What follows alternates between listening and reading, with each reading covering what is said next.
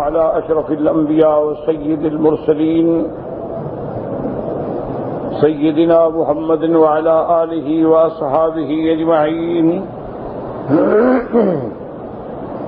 اللهم صل على سيدنا محمد وعلى آل سيدنا محمد كما صليت على إبراهيم وعلى آل إبراهيم في العالمين إنك حميد مجيد. أعوذ بالله من الشيطان الرجيم. بسم الله الرحمن الرحيم. ولا تجادلوا أهل الكتاب إلا بالتي هي أحسن إلا الذين ظلموا منهم وقولوا آمنا بالذي أنزل إلينا وأنزل إليكم وإلهنا وإلهكم واحد ونحن له مسلمون.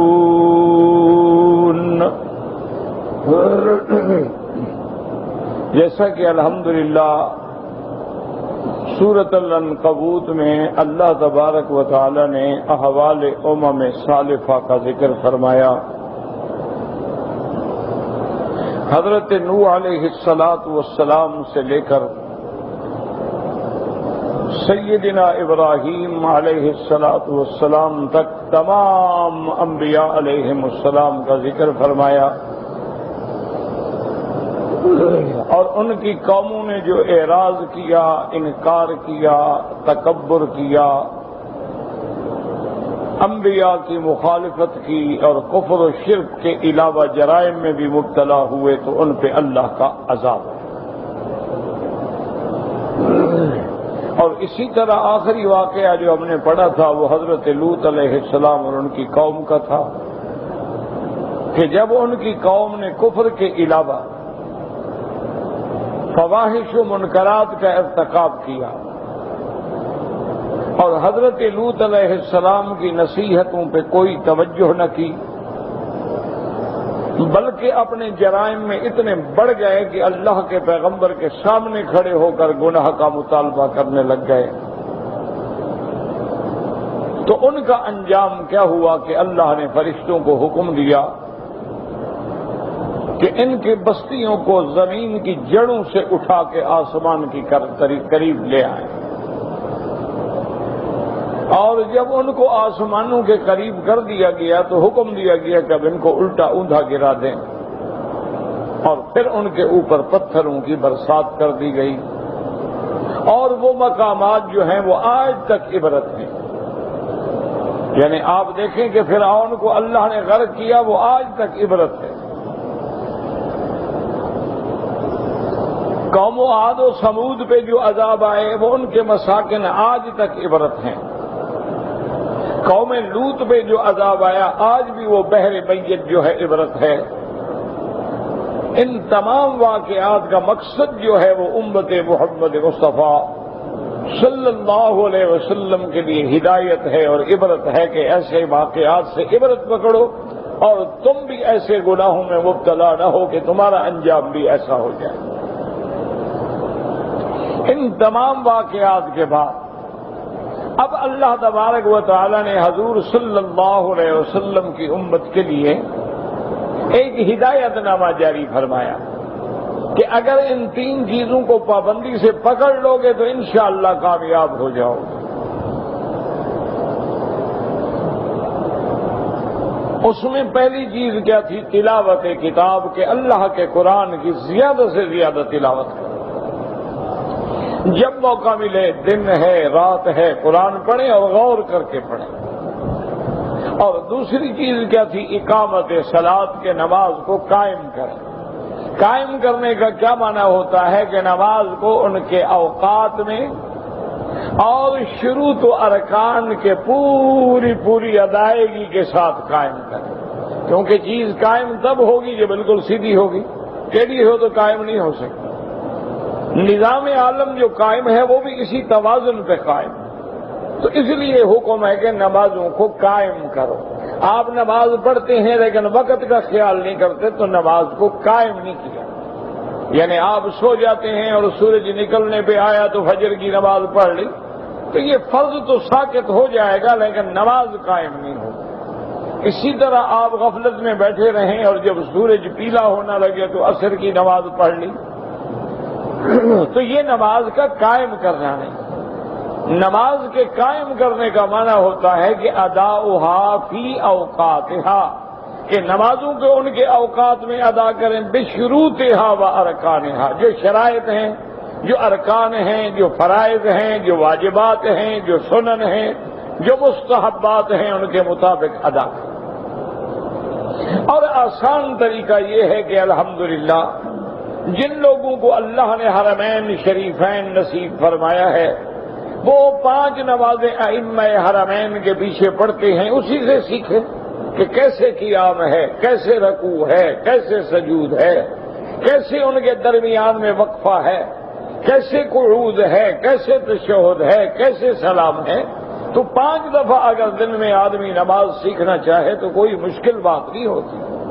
تو اس لیے حکم ہے کہ پہلی چیز کیا تھی؟ تلاوت کتاب اللہ، اور دوسری چیز کیا تھی؟ اقامت صلاۃ، اور تیسری چیز جو ہے سب سے بڑی والا ذکر اللہ اکبر، اللہ کا ذکر جو ہے وہ بڑا۔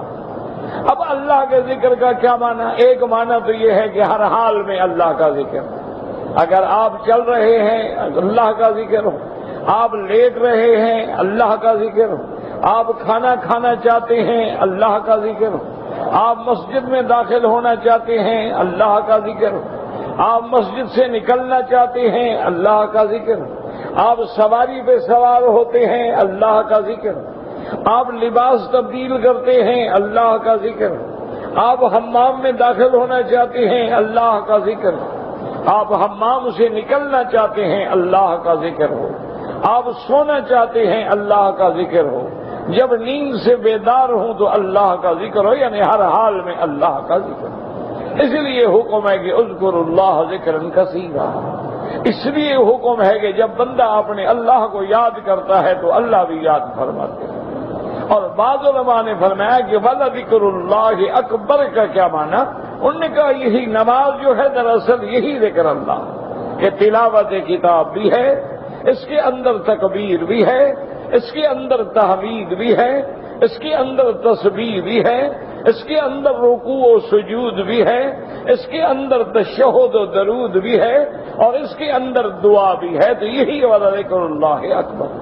اور بعض علماء نے فرمایا کہ وَلَذِكْرُ اللَّهِ اکبر کا معنی یہ ہے کہ جب آدمی نعوذ باللہ گناہ کی طرف مائل ہو تو اللہ کو یاد کرے، کہ جیسے سیدنا یوسف علیہ السلام پہ جب اس دور کی امرأۃ العزیز نے حملہ کیا تو آپ نے فوراً اللہ کی پناہ پکڑی، قال معاذ اللہ۔ تو یہ معنی ہے ذکر اللہ اکبر کہ جب کوئی حرام، جب کوئی گناہ، جب کوئی برائی آئے تو اللہ کا نام لیں، اللہ کو یاد کریں، اللہ کی پناہ پکڑیں اور اس گناہ سے بچ جائیں۔ اس لیے فرمایا وَلَذِكْرُ اللَّهِ اکبر۔ اور بعض علماء نے فرمایا تھا کہ ایک تو بندہ یاد کرتا ہے اور ایک اللہ یاد کرتے ہیں، کہ بندہ اپنے مولا کو یاد کرے، لیکن کمال تو یہ ہے کہ بادشاہ غلاموں کو یاد کرے۔ تو اس لیے اللہ کا یاد کرنا جو ہے وہ سب سے بڑا ہے۔ اس لیے علماء نے فرمایا وَلَذِكْرُ اللَّهِ اکبر، اور تمام قول جو ہیں وہ درست ہیں۔ اور آخر میں اللہ نے فرمایا وَاللَّهُ يَعْلَمُ مَا تَصْنَعُونَ، اور جو کچھ تم کر رہے ہو اللہ جانتے ہیں۔ تم قرآن پڑھتے ہو اللہ جانتے ہیں، تم نمازیں پڑھتے ہو اللہ جانتے ہیں، تم طواف کرتے ہو، عمرہ کرتے ہو اللہ جانتے ہیں، تم نعوذ باللہ گناہ کرتے ہو تب بھی اللہ جانتے ہیں، کیونکہ اللہ تبارک و تعالیٰ کے آگے کوئی چیز چھپی ہوئی نہیں ہوتی۔ آدمی لاکھ اندھیروں میں ہو، آدمی لاکھ بند کمروں میں ہو، لیکن اللہ تبارک و تعالیٰ سے نہیں چھپ سکتا۔ تو اس لیے فرمایا کہ میرے بندے اللہ جانتے ہیں جو کچھ تم کر رہے ہو۔ اگر اعمال خیر کرو گے تو تمہیں بدلہ بھی بھلائی میں ملے گا، اور اگر خدا نخواستہ اعمال شر کرو گے تو پھر بدلہ بھی تمہیں اسی طرح کا ملے گا۔ اس لیے اللہ تبارک و تعالیٰ نے ان ہدایات ربانی کو اس بات پہ ختم فرمایا تھا کہ واللہ یعلم ما تصنعون۔ اب ان آیات مبارکہ میں اللہ تبارک و تعالیٰ بتلاتے ہیں کہ اگر اہل کتاب سے کبھی بات ہو جائے، مناظرہ ہو جائے، مکالمہ ہو جائے تو بڑے خوبی کے ساتھ بڑے احسن انداز میں بات کریں. یعنی اسلام اتنا جامع مذہب ہے، اسلام ایسا جامع دین ہے، اسلام ایسا سلامتی کا پیغامبر ہے کہ اگر کافروں سے بھی بات کریں لیکن طریقے سے بات کریں. کوئی ایسی بات نہ کریں نعوذ باللہ جو ان کو الجھانے والی ہو، کوئی ایسی بات نہ کریں جو ان کو کفر میں اور زیادہ برانگیز کرنے والی ہو. اس لیے فرمایا وَلَا تُجَادِلُوا أَهْلَ الْكِتَابِ إِلَّا بِالَّتِي هِيَ أَحْسَنُ. یاد رکھیں حالانکہ یہ حکم جو ہے عام بھی ہے. ادعو إِلَىٰ سَبِيلِ رَبِّكَ بِالْحِکْمَةِ وَالْمَوْعِظَةِ الْحَسَنَةِ. اللہ نے فرمایا جب تم اللہ کے راستے کی طرف بلاؤ تو بڑے محبت سے حکمت کے ساتھ بلائیں، بڑی موعظہ اور حکمت اور طریقے کے ساتھ بلائیں، دانائی کے ساتھ بلائیں، سمجھ بوجھ کے ساتھ بلائیں. ایسے انداز میں بات نہ کریں کہ لوگوں کو تیرے دین سے نفرت ہو جائے. اور خاص طور پہ اہل کتاب، اہل کتاب سے مراد کون ہے؟ یہود ہے. اہل کتاب سے مراد کون ہے؟ نصارہ ہے.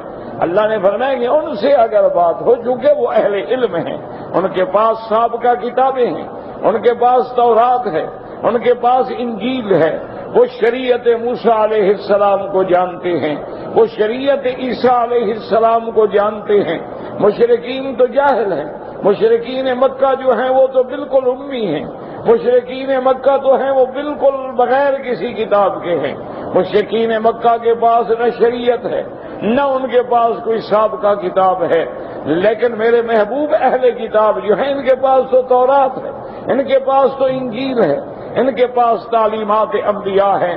ان سے جب بات کریں تو بڑے احسن انداز میں بات کریں، بڑے احسن طریق سے بات کریں.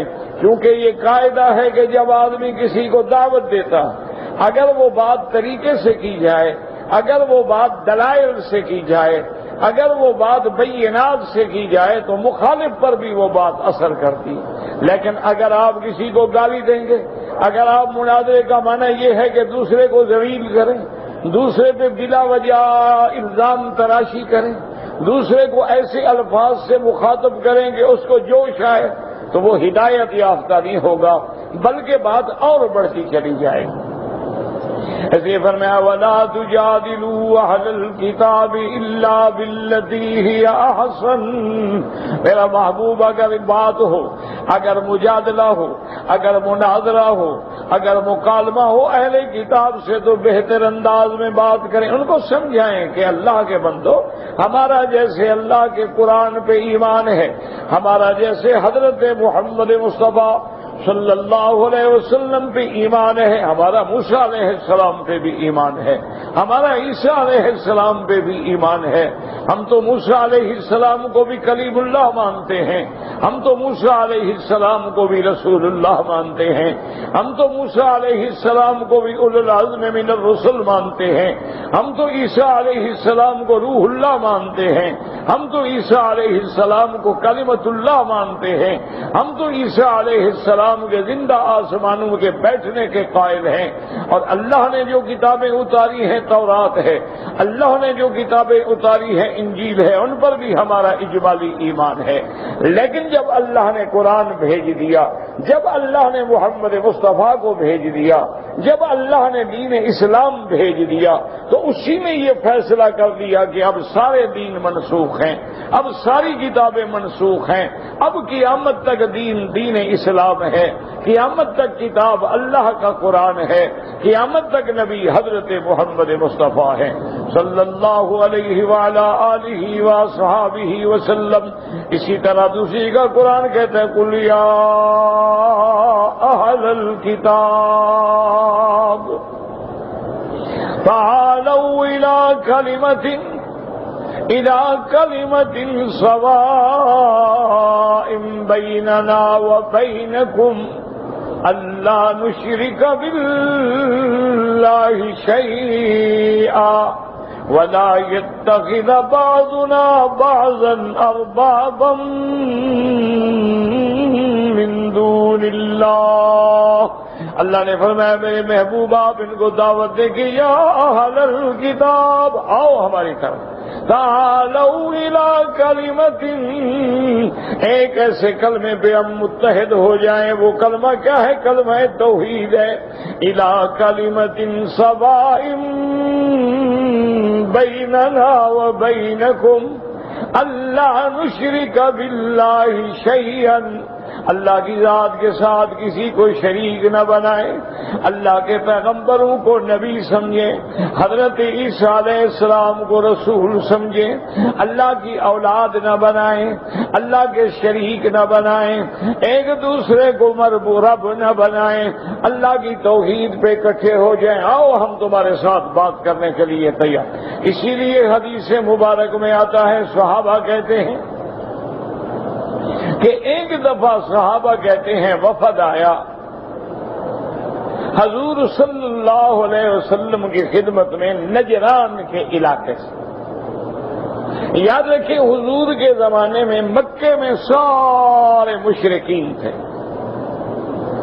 طائف میں بھی مشرکین تھے، مدینہ منورہ میں یہود بھی موجود تھے، مشرک بھی تھے لیکن یہود کا غلبہ. وہاں یہودیوں کے 3 بڑے قبیلے آباد تھے، بنی نذیر، بنی قینقاع اور اس کے بعد آتا ہے بنی قریظہ. بنی قریظہ، بنو نذیر، بنی قینقاع، یہ 3 قبائل تھے. اور نجران کے علاقے میں عیسائی تھے، وہاں حضرت عیسیٰ علیہ السلام کے ماننے والے تھے جو نصارہ کہلاتے تھے. اور اسی طرح اس دور میں جیسے ہرقل ہے روم کا، یہ نصرانی تھا. اسی طرح بعض بادشاہ جو ہیں وہ بت پرست تھے، جیسے فارس ہے وہ سورج پرست تھے، وہ کواکب اور نجوم کی عبادت کیا کرتے تھے. تو اب جو صحابہ فرماتے ہیں کہ ہم نے دیکھا کہ مدینہ منورہ میں ایک وفد آیا ہے بڑا، اور اس وفد میں 60 آدمی، اور ان کا لباس اور ان کی سواریاں اور ان کی شان شوکت دیکھ کے ہم حیران ہو گئے کہ یہ کون لوگ. کیونکہ صحابہ کا تو غربت کا زمانہ تھا، غربت کا دور تھا، اور وہ آنے والے جو تھے بڑی اعلیٰ قسم کی سواریاں، اعلیٰ لباس اور بڑا صورت، ان کی شکل شباہت بھی بڑی عجیب سی.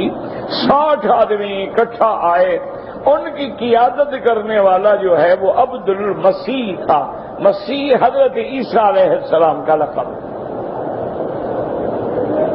تو وہ لوگ بھی ایسے نام رکھتے تھے، یعنی عبد کی نسبت نبی کی طرف کرتے تھے. عبد المسیح یعنی عیسیٰ علیہ السلام کا غلام یا عبد یا بیٹا یا بندہ.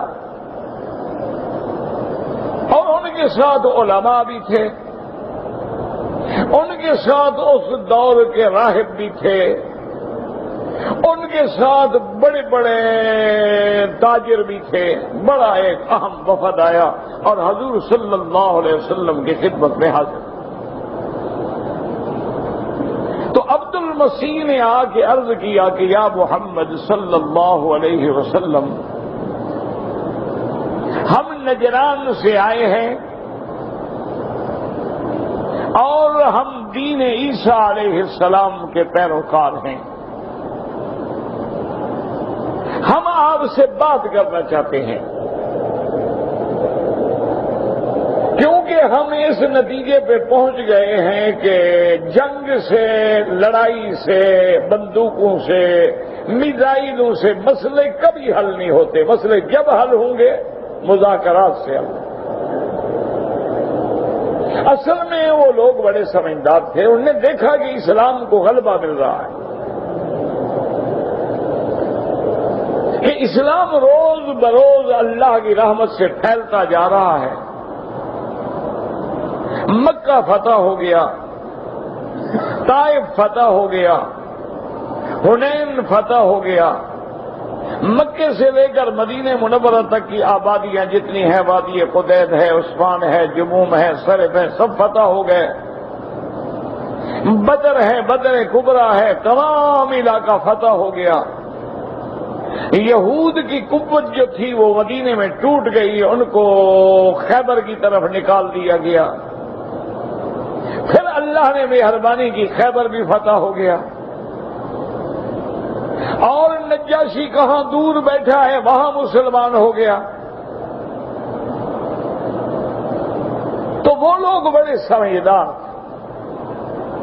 اور آج بھی نصارہ ہوں یا یہودی ہوں وہ اپنے معاملات میں بہت زیادہ سمجھدار ہیں. ایک مسلمان ہیں، ہم جذباتی قوم ہیں، ہم ہوش کے بجائے یعنی عقل کے بجائے جوش سے زیادہ کام لیتے ہیں. انہوں نے کہا کہ یا محمد صلی اللہ علیہ وسلم ہم آپ سے بات کرنا چاہتے ہیں. سرکار دو عالم صلی اللہ علیہ وسلم نے فرمایا کہ یہی تو میں چاہتا ہوں، بڑی اچھی بات ہے، خوشی کی بات. ہم تو چاہتے ہیں کہ ہم سے بات کریں. بہرحال صحابہ نے پوچھا حضور ان کے ٹھہرانے کا کیا بندوبست کریں؟ 60 آدمی کا وفد ہے. حضور نے فرمایا مسجد میں ٹھہرا دیں.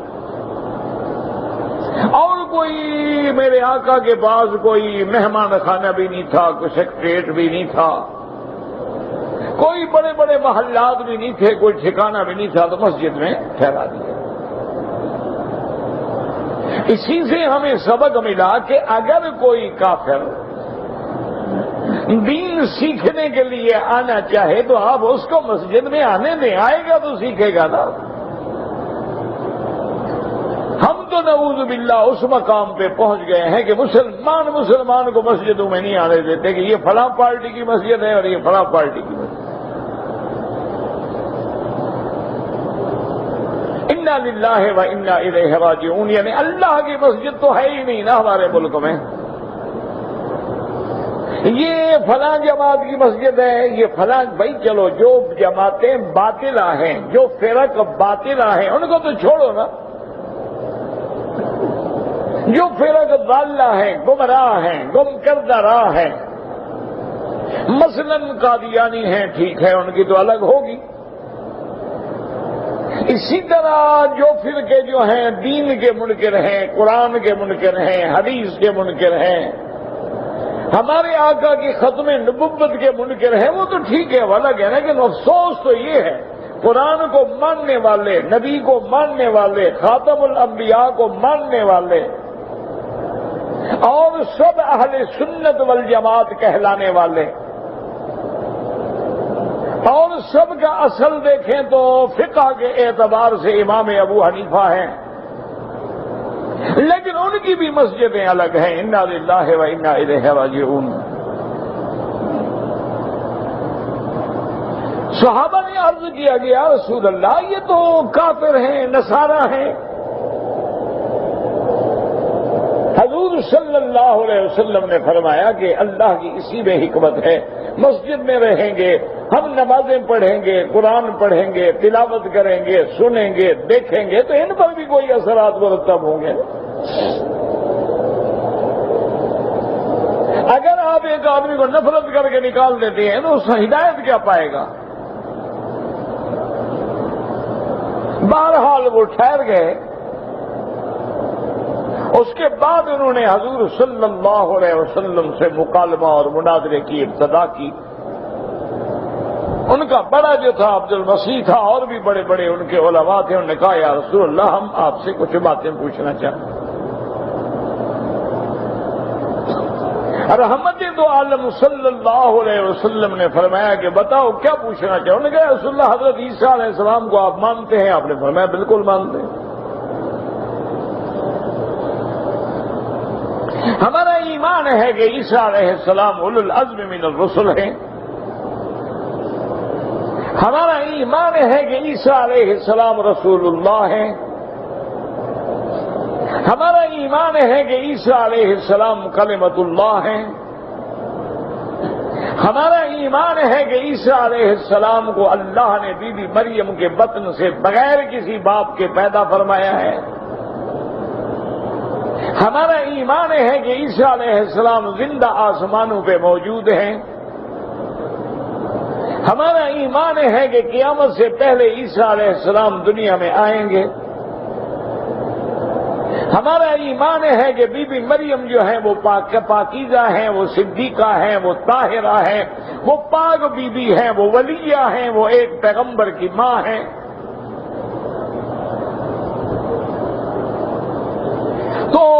خوش ہوئے عبد المسیح، کہنے لگا کہ یا رسول اللہ اب آپ کی اور ہماری بات آگے بڑھ سکتی ہے، کیونکہ یہودیوں کا اور نصارہ کا جو ہے نا وہ تو آسمان زمین کا فرق ہے،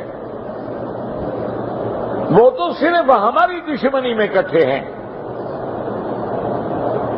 اسلام کو مٹانے کے لیے آج بھی یہودیت و نصرانیت ایک ہے،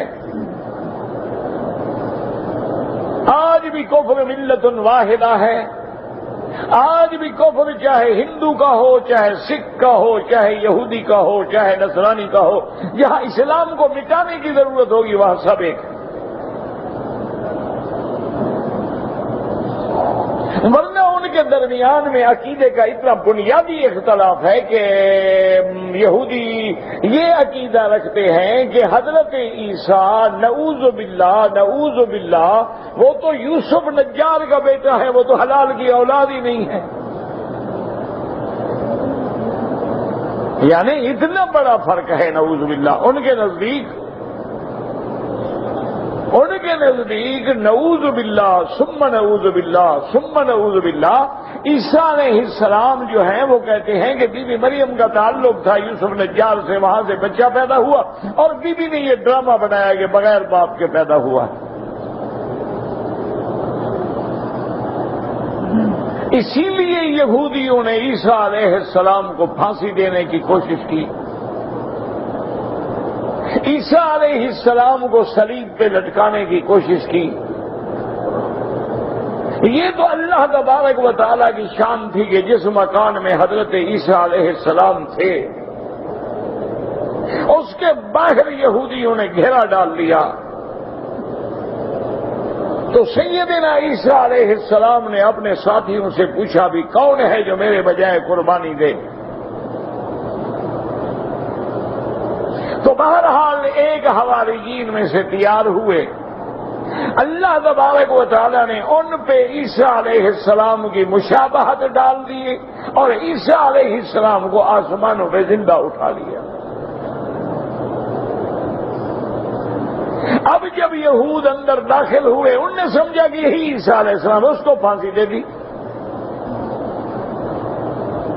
حالانکہ وہ عیسیٰ علیہ السلام تو نہیں تھے۔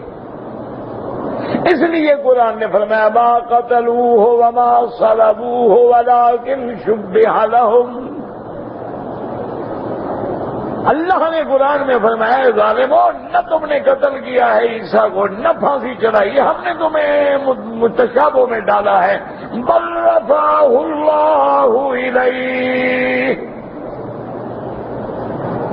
اللہ نے آسمانوں پہ زندہ عیسیٰ علیہ السلام کو اٹھا لیا ہے۔ اور ہمارا ایمان ہے کہ وہ آج بھی آسمانوں پہ موجود ہیں۔ باقی یہ جاہلانہ بات ہوتی ہے کہ جی عیسیٰ علیہ السلام موجود ہیں تو کہاں سے کھاتے ہیں؟ آدم علیہ السلام کہاں سے کھاتے تھے؟ جو اللہ تبارک و تعالیٰ کائنات میں ساری مخلوق کو رزق پہنچا سکتے ہیں، دریاؤں میں اللہ تبارک و تعالیٰ مچھلیوں کو رزق پہنچا دیتے ہیں، پہاڑوں میں اللہ تبارک و تعالیٰ کیڑوں کو رزق پہنچا دیتے ہیں، وہ اپنے پیغمبر کو جنتوں میں رزق نہیں پہنچا سکتے؟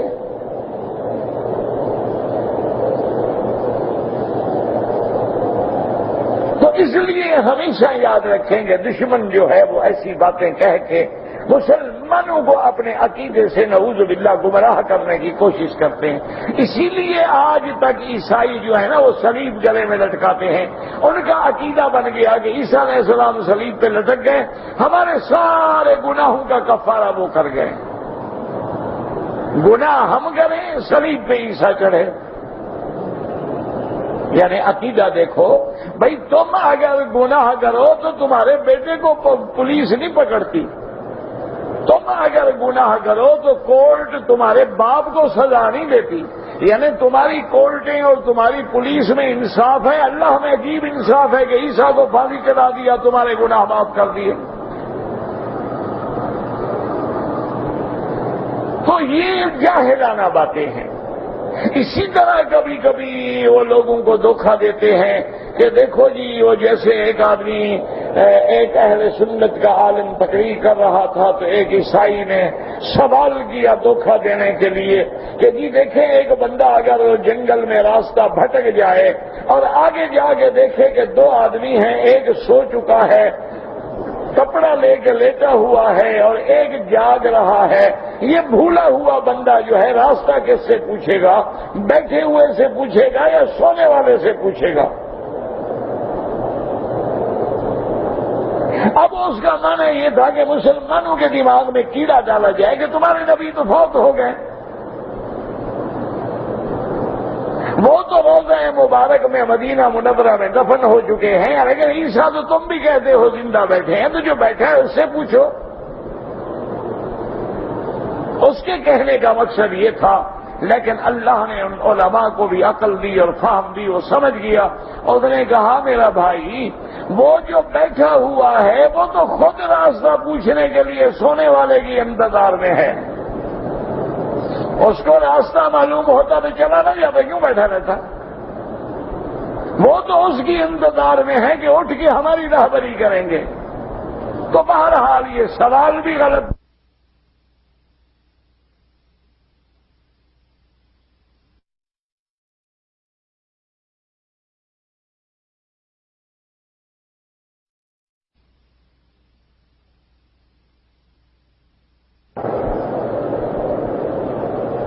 اب عبد المسیح کہنے لگا کہ یا رسول اللہ صلی اللہ علیہ وسلم، اب معلوم ہوتا ہے کہ آپ کے ہمارے مذاکرات جو ہیں کسی نہ کسی کنارے لگ جائیں، اب ہمارا ایک سوال حل کر دیں۔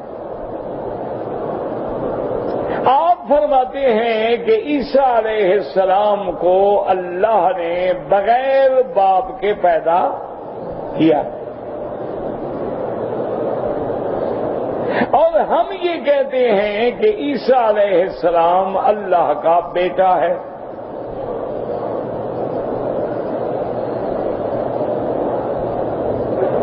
اچھا، بیٹے کے بارے میں بھی کبھی کبھی یاد رکھو وہ دھوکہ دیتے ہیں۔ بعض کا عقیدہ تو یہ ہے کہ باقاعدہ عیسیٰ اللہ کا بیٹا ہے اور بی بی مریم نعوذ باللہ اللہ کی بیوی ہے، اور بعض لوگ کہتے ہیں کہ نہیں، بی بی مریم بیوی نہیں ہے، اللہ کو بیوی کی ضرورت ہی نہیں ہے، اور عیسیٰ علیہ السلام بھی بیٹے کا معنی یہ ہے کہ اللہ کے محبوب ہیں۔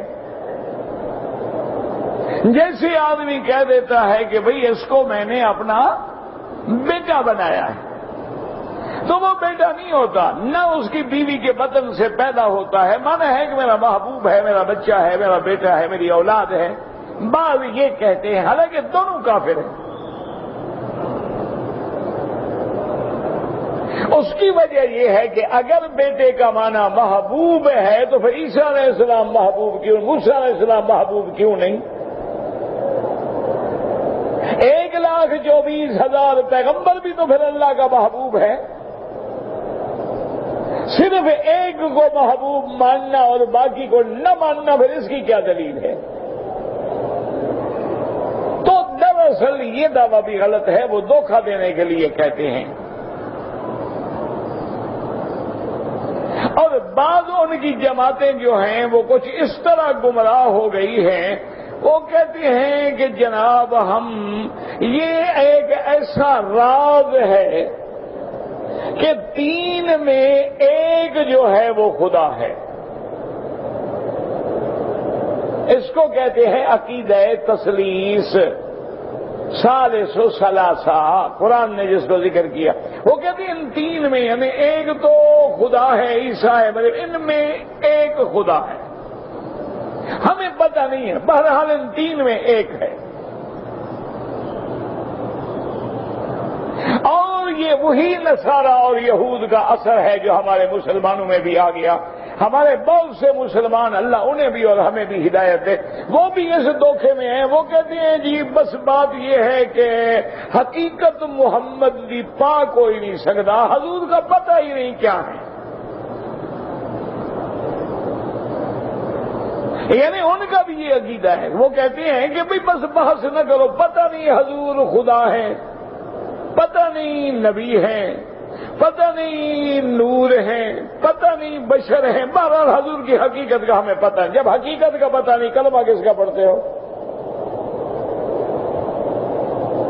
جب آپ کی حقیقت ہی معلوم نہیں ہے تو آپ کلمہ کس کا پڑھ رہے ہیں؟ مسلمان کیسے ہو گئے؟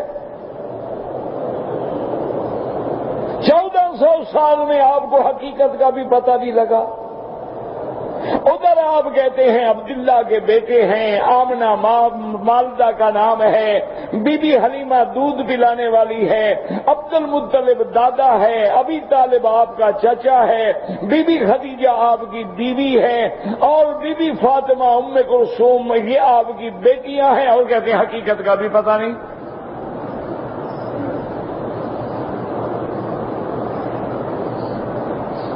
تو دراصل وجہ کیا ہے؟ وجہ یہ ہوتی ہے کہ یہ وہ نصارہ کی طرف سے عقیدہ منتقل ہوا کہ بھائی شان، یہ شان والی بات ہے، راز والی بات ہے، اس کو کھولو ہی نہ، بس بھائی کھولو نہ۔ تو ہم نے کلمہ کس نبی کا پڑھا ہے؟ اللہ کہتا ہے میں نے قرآن کھول کھول کے بیان کیا۔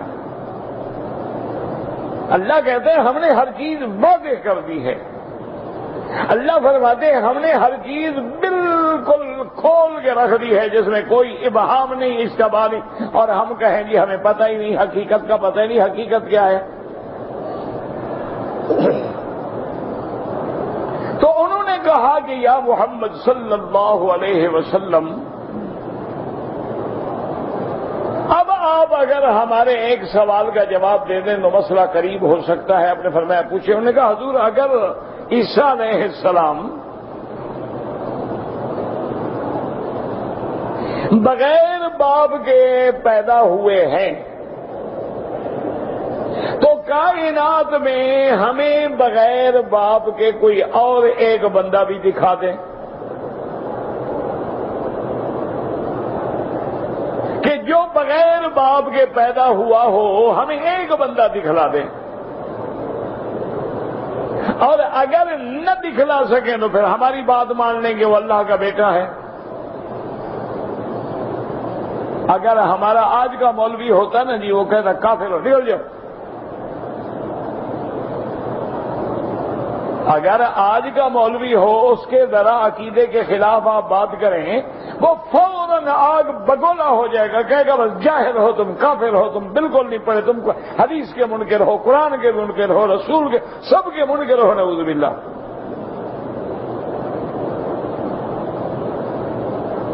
فوراً اچھا مسئلہ کیا ہوگا؟ مسئلہ صرف اتنا ہوگا، ایک فروعی مسئلہ ہوگا، اس پہ اتنی آگ بگولا ہو جائیں گے کہ نعوذ باللہ بندے کو کہیں گے مسجد سے بھی نکل جاؤ۔ اللہ تبارک و تعالی نے جبریل علیہ السلام کو حکم دیا کہ جبرائیل میرے پاک نبی سے نصارہ کا پہلا مناظرہ ہے، اور ان کے بڑے بڑے علماء آگے بیٹھے ہوئے ہیں، اور سرکار دو عالم نے تو پہلے کسی نصارہ سے مناظرہ فرمایا ہی نہیں، تو اس لیے آپ فوراً جائیں اور میرے مدنی محمد مصطفیٰ پہ، کیونکہ مسئلہ ہے اب میری توحید کا، تو اب اس کا فیصلہ یہ ہوگا کہ زبان محمد مصطفیٰ ہوگی لیکن حکم میرا ہوگا۔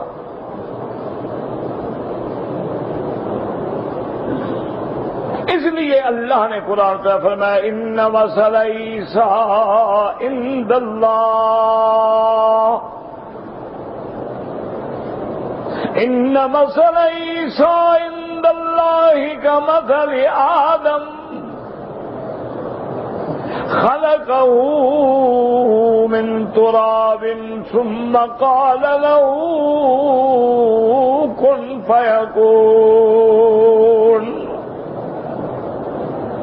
اللہ نے فرمایا میرا مدنی آپ ان کو بتائیں کہ عیسیٰ کی مثال ایسے ہے جیسے آدم، یہ آدم کو مانتے ہیں، اللہ نے فرمایا ان کو مثال دیں کہ جیسے آدم، حضرت عیسیٰ کا تو باپ نہیں لیکن ماں تو موجود ہے، آدم کا تو نہ ماں ہے نہ باپ ہے، اللہ نے مٹی سے پیدا کیا ہے، اور اگر جس کا باپ نہ ہو وہ خدا کا بیٹا بن سکتا ہے، تو جس کی ماں بھی نہ ہو باپ بھی نہ ہو وہ تو خدا ہو گیا، عیسیٰ پھر اسی کا بیٹا ہوا جو اس کی تو ماں بھی نہیں باپ بھی نہیں۔ خلقہ من تراب ثم قال له كن فيكون۔ اللہ نے آدم کو مٹی سے پیدا کیا ہے، مٹی سے بنایا ہے، اصل مٹی ہے ورنہ عناصر اربع ہے، آگ ہے، پانی ہے، ہوا ہے، مٹی ہے، اور پھر جسد بنا کے اس میں اللہ نے روح پھونکی ہے اور اپنا حکم دیا ہے کہ ہو جا، آدم علیہ السلام ہو گئے زندہ۔ تو جو خدا مٹی سے انسان بنانے پہ قادر ہے وہ اللہ تبارک و تعالی بغیر باپ کے بھی تو حضرت عیسیٰ کو پیدا کرنے پہ قادر ہے، اور اللہ تبارک و تعالیٰ نے بی بی حوا کو حضرت آدم سے پیدا کیا ہے، یعنی وہاں مرد ہے عورت نہیں۔ بی بی مریم کے قصے میں عورت ہے مرد نہیں، اور آدم کے قصے میں نہ عورت ہے نہ مرد ہے۔ اللہ نے اپنی قدرت کا کمال دکھایا ہے کہ میں چاہوں تو بغیر مرد عورت کے مٹی سے پیدا کر دوں، اور میں چاہوں تو صرف مرد سے بی بی حوا کو پیدا کر دوں، اور میں چاہوں تو بی بی عورت سے مرد حضرت عیسیٰ کو پیدا کر دوں، اور میں چاہوں تو مرد اور عورت کو ملا کے جوڑے پیدا کر دوں، اور میں چاہوں تو مخلوق اللہ فرشتوں کو نور سے پیدا کر دوں، اور میں چاہوں تو جنوں کو آگ سے پیدا کر دوں۔ اللہ تو ہر چیز پہ قادر ہے، اس میں تمہارا کیا اعتراض ہے؟ اب جناب جب بات ہوئی نا، اب جواب ہی کوئی نہیں۔ کہنے لگے اچھا حضور بات تو آپ نے ٹھیک کی ہے، ہمیں ایک رات سوچنے کا موقع دیں۔ سوچے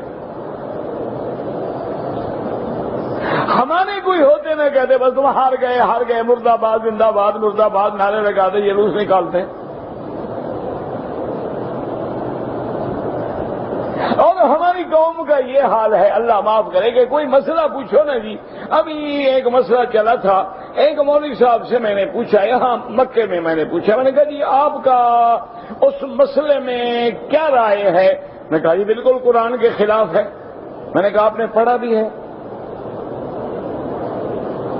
کہتے پڑھا تو نہیں۔ میں نے کہا خلاف کیسے ہو گیا؟ میں نے کہا میں نہیں کہتا کہ کوئی حق میں ہے، میں نے تو خود نہیں پڑھا،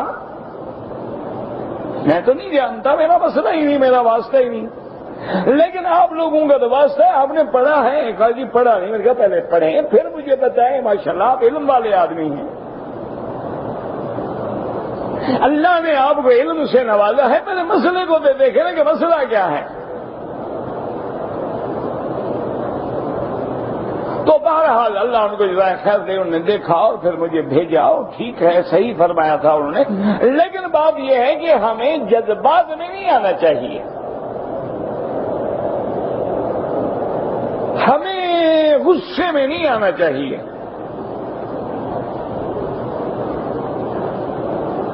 اور ایک اور عجیب بات ہم لوگوں میں آ گئی ہے کہ کام خود کریں گے، دلیل دوسرے سے مانگیں گے۔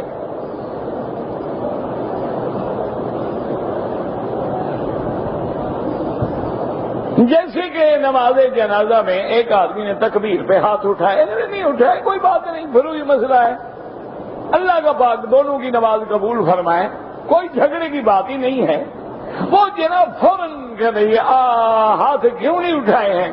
میں نے کہا کس بات کے؟ جی تکبیر پہ۔ میں نے کہا آپ نے تو اٹھائے ہیں نا؟ ہاں جی اٹھائے۔ میں نے کہا آپ مجھے ایک حدیث دکھا دیں جس میں حکم ہو کہ جنازے کی ہر تکبیر پہ ہاتھ اٹھاؤ۔ ٹھیک ہے میں اٹھاؤں گا۔ بھائی آپ نے ہاتھ اٹھائے، آپ مدعی ہیں نا، آپ دلیل دیں، مجھ سے کیوں دلیل مانگتے ہو؟ میں تو انکار کرنے والوں میں ہوں، میں تو مجھ سے تو دلیل مانگنے کا شران آپ کو حق ہی نہیں ہے، دلیل مدعی دیتا ہے، جو کام کرتا ہے وہ دلیل دیتا ہے، الٹا آپ ہمیں کہتے ہیں دلیل تو میں کیوں دوں؟ آپ مجھے دلیل دے دیں، آمنا و صدقنا، جھگڑے کی بات ہی نہیں۔ لفظ نماز جنازہ ہو، لفظ تکبیر جنازہ ہو، لفظ اس میں یہ حکم موجود ہو، حدیث مبارک صحیح ہو، آمنا و صدقنا۔ کون مسلمان ہے جو حدیث رسول کا انکار کرے؟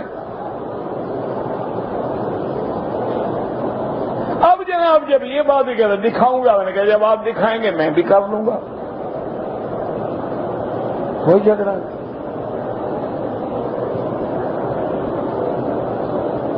اب کوئی آدمی نعوذ باللہ قرآن اٹھا کے جوتے پہ رکھ لیتا ہے، منع کرو، کہتے ہیں آپ کے پاس کوئی دلیل ہے؟ بھائی دلیل تو تم دو، تم نے قرآن کو جوتے پہ رکھا ہے، ہم نے تو نہیں رکھا، بیوقوف آدمی۔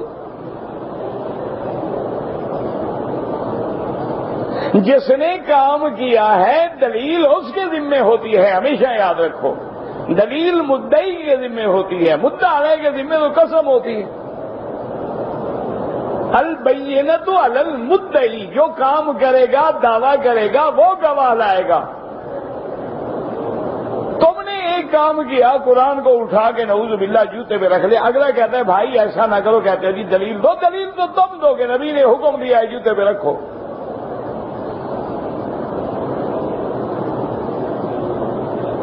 اگر یہ موجود ہے ٹھیک ہے، اگر اللہ نے قرآن جس کو لوح محفوظ میں رکھا ہے اور جسے حکم دیا ہے کہ کوئی ناپاک بندہ اس کو چھو بھی نہیں سکتا،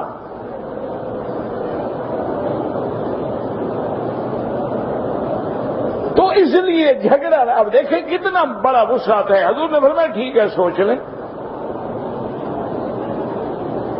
اب جب سوچنے کے لیے چلے گئے تو اللہ نے حکم دیا کہ میرے محبوب آج نصارہ کا اتنا بڑا وفد آپ کے ہاتھ میں، آپ ان کو اور چیلنج کریں۔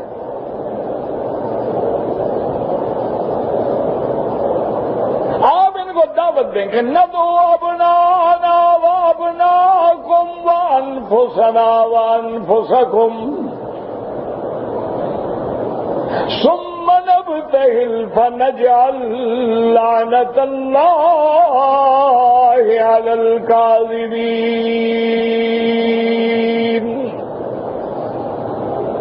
آپ ان کو دعوت دیں کہ اگر تم دلائل نہیں مانتے ہو، قرآن نہیں مانتے ہو، حدیث نہیں مانتے ہو، وقت کے پیغمبر اللہ کے نبی خاتم الانبیاء کی بات نہیں مانتے ہو، اب ایک راستہ رہ گیا ہے کہ تم بھی اپنے بیوی بچے آل اولاد کو بلا لو، ہم بھی بلا لیتے ہیں، باہر میدان میں کھڑے ہو کے اللہ سے دعا کرتے ہیں کہ اللہ جو جھوٹا ہے اس پہ اپنا عذاب نازل کر۔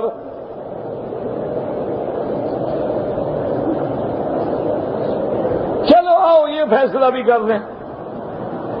دوسرے دن جب عبد المسیح آیا تو حضور نے فرمایا کہ آؤ میں تمہیں دعوت مباہلہ دیتا ہوں، اگر تمہارے پاس میرے دلائل کا جواب نہیں ہے، اللہ کو تو تم بھی مانتے ہو ہم بھی مانتے ہیں، آئے باہر کھڑے ہو کے اپنے بیوی بچوں کو لے کے عاجزی کرتے ہیں، درخواست کرتے ہیں کہ یا اللہ جو ہم دونوں میں سے جھوٹا اس پہ اپنی لعنت فرما، اپنی رحمت سے دور فرما، اس پہ عذاب نازل فرما۔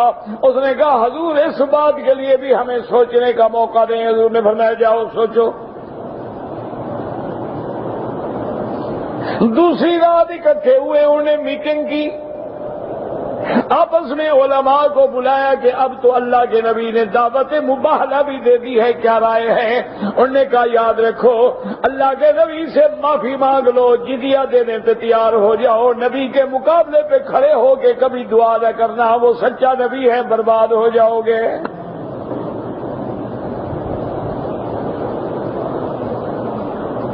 اسی لیے میرے مدنی پاک نے فرمایا تھا کہ واللہ خدا کی قسم ہے اگر میرے مقابلے پہ نکل کے وادی میں دعا کے لیے آتے لأضرمت الوادی علیہم نارن، اللہ کی وادی سے آگ نکلتی ان کو اسی جگہ جلا کے بھسم کر دیتی۔ اس لیے اللہ نے قاعدہ بتا دیا کہ وَلَا تُجَادِلُوا أَهْلَ الْكِتَابِ إِلَّا بِالَّتِي هِيَ أَحْسَنُ، کہ اگر بات کرو تو احسن انداز میں، إِلَّا الَّذِينَ ظَلَمُوا مِنْهُمْ، اگر ان میں سے کوئی حد سے نکل جائے، تمہارے نبی کی توہین کرے، کارٹون بنائے، شان نبی میں گستاخی کرے، پھر تمہیں بھی جواب دینے کا حق ہے۔ الا الذین ظلموا منہم، اور ساتھ ان کو بتا دو، وَقُولُوا آمَنَّا بِالَّذِي أُنزِلَ إِلَيْنَا، کہ ہمارا ایمان ہے اس پہ جو اللہ نے ہمارے نبی کی طرف اتارا ہے، وَأُنزِلَ إِلَيْكُمْ، اور تمہارے نبی کی معرفت جو اللہ نے اتارا ہے اس پہ ہمارا ایمان ہے، وہ نہ جو تم نے بدل دیا ہے، تم نے تحریف کیا ہے، ہم اللہ کی اتاری ہوئی کتاب پہ ایمان لاتے ہیں۔ وَإِلَٰهُنَا إِلَٰهُ وَإِلَٰهُكُمْ واحد، ہمارا معبود اور تمہارا معبود ایک ہے، تم مانو نہ مانو، وَنَحْنُ لَهُ مسلمون، ہم اسی کو ماننے والے ہیں، اسی کی اتباع کرنے والے ہیں۔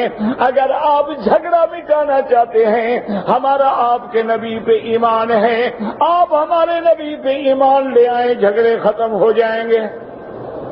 آج وہ دنیا کو کہتے ہیں کہ بین المذاہب مکالمہ ہونا چاہیے، تمام دین اکٹھے ہونے چاہیے، ہم تو ہر سچے دین کو مانتے ہیں، اصل جھگڑا تو ان کا ہے جو انکار کرتے ہیں۔ جیسے ہمارا ایمان ہے کہ عیسیٰ رسول اللہ ہے، موسیٰ رسول اللہ ہے، تم بھی کلمہ پڑھو، اقرار کرو کہ محمد مصطفیٰ رسول اللہ ہے، جھگڑا ختم۔ جھگڑا ہماری طرف سے تو ہے ہی نہیں، جھگڑا تو تمہاری طرف سے۔ اللہ تبارک و تعالی ہدایت کے فیصلے فرمائیں۔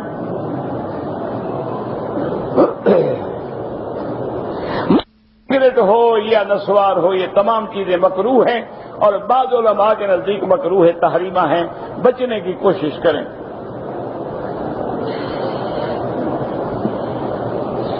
منتظم کے دروازے کے نیچے جو پتھر ہے، مجھے نہیں پتا کیا پتھر ہے، وہاں جا کے موقع پہ دیکھیں۔ آپ یہی ڈھونڈنے آئے ہیں، کعبے کے بعد بھی اس سوراخ کو ڈھونڈ رہے ہیں۔ سارا کعبہ مل گیا ہے، اس میں تسلی نہیں ہے کہ وہ دنیا کی وہ جناب ناپ ڈھونڈ رہا ہے۔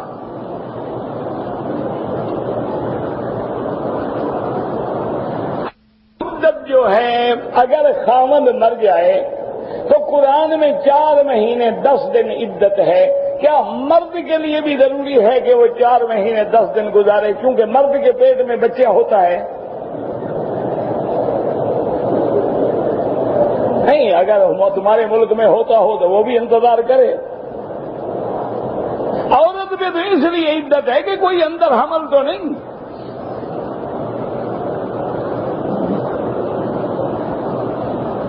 قیامت کے دن جانور ذبح کیے جائیں گے، ہاں جی کیے جائیں گے۔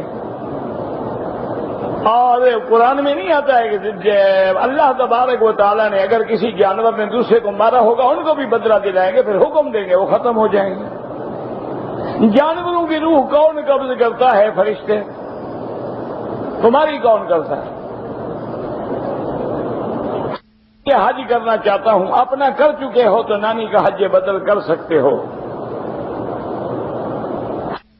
میقات کے باہر سے آیا ہوں، عمرہ کر لیا ہے، اب میں مکے میں رہتا ہوں، حج لازم ہے؟ کوئی لازم نہیں، کرنا چاہو تمہاری مرضی، نہ کرو تمہاری مرضی۔ میرا ایک دوست حج سے 3 دن پہلے جدے سے احرام باندھ کے عمرے کا آئے گا تو عمرہ کر کے احرام کھول دے، پھر حج کرے تو حج کا باندھے۔ مدرسے میں داخلہ ہوا ہے، اللہ ہر مسلمان کے بچوں کو دین کا علم نصیب فرمائیں، اللہ پاک ان کو ہدایت عطا فرمائیں اور والدین کے لیے قرۃ عین بنائیں۔ خرگوش کا کھانا حلال ہے؟ ہاں بالکل حلال ہے۔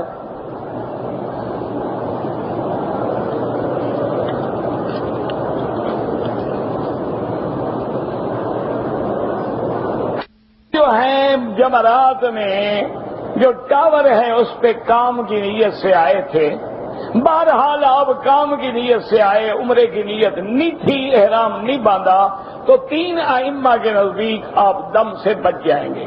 لیکن امام ابو حنیفہ فرماتے ہیں کام ہے، نوکری ہے، کوئی بات ہے، جب میقات پہ آئے بغیر احرام کے آئے تو دم دینی پڑے گی۔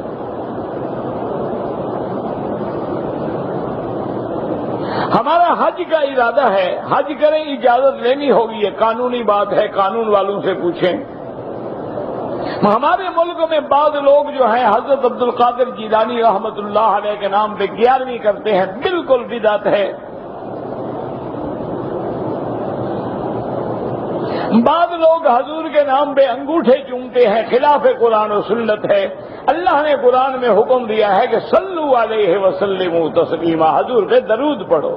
حضور نے بھی حکم دیا ہے کہ جو میرا نام سنے مجھ پہ درود پڑھے، اللہم صلی علی سیدنا محمد۔ نہ اللہ نے حکم دیا نہ نبی نے حکم دیا انگوٹھے چومنے کا، یہ تو رواج ہے۔ اگر آپ ایک ایسی بلڈنگ اونچی پہ کام کر رہے ہیں، اترنا مشکل ہے، حرم کی صفیں نظر آ رہی ہوں تو نماز پڑھ سکتے ہیں۔ اگر حرم کی صفیں نظر نہ آئے تو وہاں اوپر اپنے 2-4 آدمی مل کے جماعت کر لیں۔ 2 رکعت نہیں پڑھی، 2 رکعت ہو گئی تو ہم نماز میں پہنچے۔ جب امام سلام پھیرے گا آپ کھڑے ہو کے 2 رکعت پوری کریں گے۔ سبحانک اللہم پڑھ لیں تو کوئی بات نہیں، نہ پڑھیں تو کوئی بات نہیں، فاتحہ اور سورت پڑھیں گے۔ گائے یا بھینس کے کتنے عقیقے ہوتے ہیں؟ عقیقہ لڑکے کا ہوتا ہے، بھینس کا نہیں ہوتا۔ ویسے بھینس میں 7 بکریاں ہوتی ہیں۔ میدان حشر کون سا ہوگا؟ شام، بیت المقدس۔ وجہ بیماری، ایک بکرا نیت کی تھی صدقہ کرنے کی تو آپ ذبح کر کے خیرات کر دیں۔ کسی ایک کو دیں گے تو وہ تو کسی کو نہیں دے گا نا انشاءاللہ۔ کی بیوی انڈیا میں ہے، وہ یہاں رہتا ہے، اس نے بیوی سے کہا کہ بہن کے گھر گئی تو طلاق ہو جائے گی۔ امام ابو حنیفہ کے نزدیک یہ طلاق معلق ہے، جب جائے گی تو ہو جائے گی، لیکن بہتر یہ ہے کہ آپ یہاں دارالافتاء سے رجوع کر کے فتویٰ حاصل کریں۔ میں نے عمرہ کیا ہے کہ حج تمتع کروں گا، لیکن مجھے چھٹی نہیں ملی، کوئی حرج نہیں، حج نہ کریں۔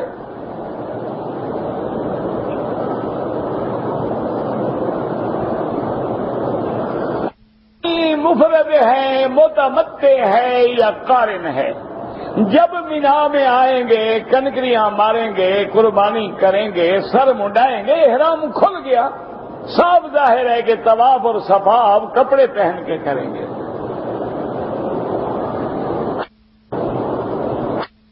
سے اپنا مادہ منویہ خارج کرنا جو ہے وہ گناہ ہے۔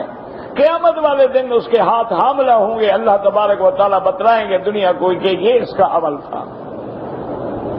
آپ ڈاکٹر سے دوا کرائیں، یہ کوئی علاج ہے؟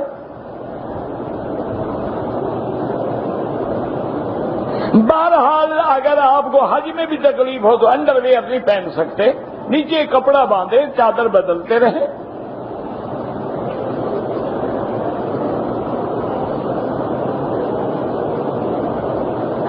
آپ ڈرائیور ہیں، ٹرالر چلاتے ہیں، آپ کی نماز ہمیشہ قصر ہوگی۔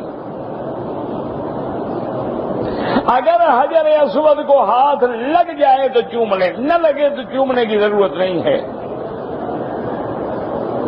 بغیر ٹوپی کے نماز پڑھ سکتے ہیں، بالکل پڑھ سکتے ہیں، لیکن یہ کہیں مسئلہ نہیں ہو تو اتار کے پھینک دو، نہیں ہے تو پڑھ لو۔ مکے میں رہنے والے مدینہ منورہ سے عمرہ کریں، ان مہینوں میں حج کریں تو ایک بکری رکھنی ہوگی۔ عورت نے اسلام قبول کیا ہے، کلمہ پڑھ لیا ہے، لیکن جب کلمہ پڑھ رہی تھی تو ایام حیض میں تھی، کوئی حرج نہیں، کیا ہو گیا؟ کوئی مسئلہ نہیں۔ بہرحال جب پاک ہو تو غسل کر لے اور اس کے بعد پھر کلمہ پڑھتی رہے، قرآن پڑھتی رہے۔ بہرحال انشاءاللہ اللہ اس کا اسلام قبول فرمائے۔ ربنا تقبل منا انك انت السميع العليم وتب علينا انك انت التواب الرحيم اللهم اجعل لنا وللمسلمين من كل هم فرجا ومن كل ضيق مخرجا ومن كل بلاء عافيا۔ یا الہ العالمین، عالم اسلام بھی اپنی رحمت نازل فرما۔ یا اللہ اسلام کی عزت کا فیصلہ فرما۔ یا اللہ کفر کی ذلت اور شکست کا فیصلہ فرما۔ یا اللہ مسلمان فلسطین میں ہیں، کشمیر میں ہیں، عرب میں ہیں، عجم میں ہیں، جس ملک میں ہیں ان کی جان مال آبرو عزت کی حفاظت فرما، عالم اسلام کی حفاظت فرما یا الہ العالمین۔ یہود